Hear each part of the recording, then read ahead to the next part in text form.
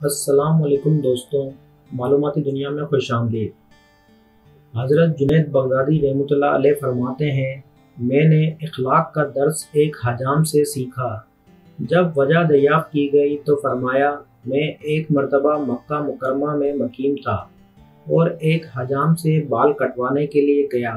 حجام اس وقت رئیس مکہ کی حجامت کر رہا تھا۔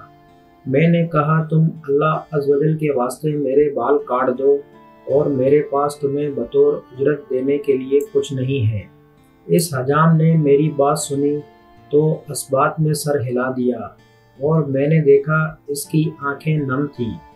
اس نے رئیس مکہ کی حجامت ادھوری چھوڑ دی اور اس سے کہا، آپ کی مہربانی ہوگی یہاں سے اڑ جائیں۔ جب اللہ عز و جل کا نام آ گیا تو مجھے سب کچھ مل گیا ہے۔ حضرت جنید بغدادی رحمۃ اللہ علیہ فرماتے ہیں کہ پھر اس حجام نے مجھے بٹھایا اور میرے سر کا بوسہ لیا اور میرے بال کاٹ دیے۔ پھر اس حجام نے مجھے ایک کاغذ کی پڑیا دی جس میں تھوڑی ریزگاری موجود تھی۔ اس نے مجھ سے کہا، اسے اپنی ضرورت پر خرچ کر لے۔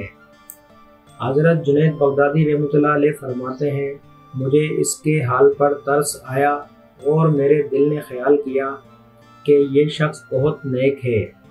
پھر میں نے اس بات کی نیت کی کہ مجھے فرصت میں جو بھی ملے گا وہ میں اس حجام کو بطور مروت دوں گا۔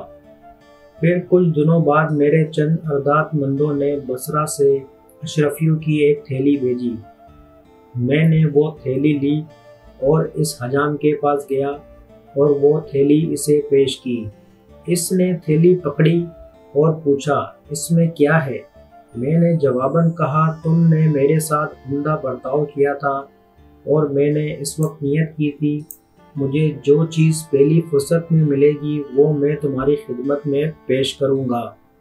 حضرت جنید بغدادی رحمۃ اللہ علیہ فرماتے ہیں، اس حجام نے میری بات سنی تو کہنے لگا، سدا افسوس تمہیں اللہ عز و جل سے شرم نہ آئی جب تم نے مجھ سے خود ہی کہا تھا کہ اللہ عز و جل کے واسطے میری حجامت بنا دو، اور اب مجھے اس کا معاوضہ دیتے ہو۔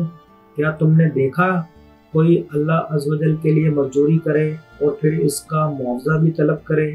میں نے اس حجام کی بات سنی تو میں اس کی عظمت کا دل سے قائل ہو گیا۔